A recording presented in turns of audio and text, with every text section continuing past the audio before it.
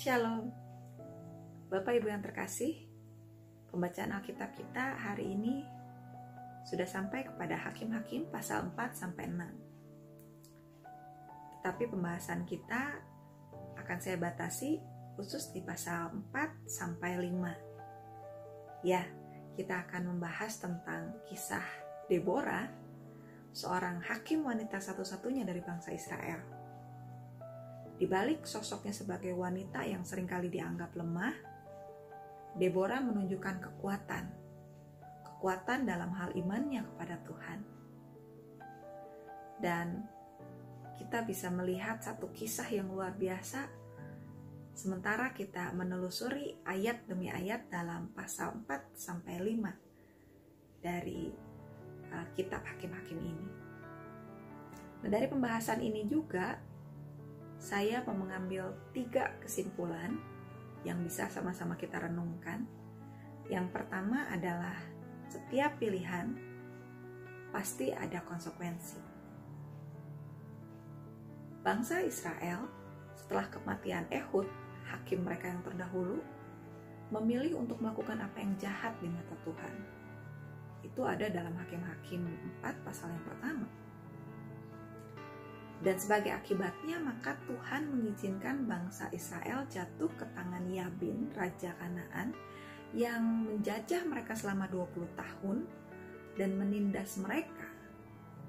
Yabin memiliki seorang panglima, yaitu Sisera, yang memiliki 900 kereta besi. Suatu senjata yang modern, yang kuat pada zamannya. Tapi penjajahan ini adalah konsekuensi dari pilihan bangsa Israel yang memilih untuk tidak menyembah kepada Tuhan, tidak setia kepada Tuhan. Jadi mari kita berhati-hati dengan setiap pilihan kita, karena setiap pilihan ada konsekuensinya. Hal yang kedua adalah bahwa Tuhan tidak pernah menutup telinganya terhadap seruan umatnya. Ini terbukti dari walau bagaimanapun bangsa Israel sudah mendukakan hatinya, waktu mereka berseru kepada Tuhan, Tuhan berkenan menjawab. Tuhan memang Tuhan yang murah hati, yang penuh dengan belas kasihan. Dan ini dinyatakan dalam firman Tuhan, salah satunya dalam Yeremia 33 ayat yang ketiga yang berbunyi, "Berserulah kepadaku, maka aku akan menjawab engkau, dan akan memberitahukan kepadamu hal-hal besar dan yang tidak terpahami, yakni hal-hal yang tidak kau ketahui." Waktu kita berseru pada Tuhan, Tuhan akan menjawab. Mari, jangan keraskan hati kita. Saat kita berada dalam kesulitan, keterpurukan, datang pada Tuhan. Tuhan sanggup menolong kita. Dia akan memberikan jawaban kepada kita. Hal yang ketiga adalah bahwa setelah kita mendengarkan jawaban Tuhan, itu adalah saatnya di mana iman kita tunjukkan melalui perbuatan-perbuatan kita.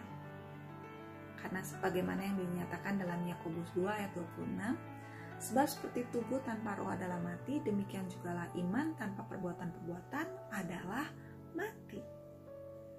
Jadi mari kita akan senantiasa menunjukkan iman kita melalui perbuatan-perbuatan kita. Setelah Allah menjawab seruan bangsa Israel harus bertindak menyatakan iman mereka. Tetapi saat itu Barak sempat ragu dan akhirnya meminta Deborah untuk menyertai dia ke medan peperangan. Karena Deborah adalah seorang yang kuat imannya, dia mau menunjukkan imannya itu dalam perbuatan sehingga dia turun langsung ke medan perang bersama-sama dengan Barak. Bapak Ibu, mari senantiasa kita juga mau menyatakan iman kita melalui perbuatan-perbuatan kita. Jangan sampai kita hanya menyatakan iman melalui perkataan semata. Tapi biarlah iman itu kita tunjukkan juga melalui perbuatan-perbuatan kita, yang pada akhirnya akan memuliakan Tuhan dan menyatakan Kristus yang ada dalam diri kita kepada orang-orang di sekitar kita. Demikian firman Tuhan yang saya bisa bagikan pada hari ini. Tuhan Yesus memberkati. Shalom.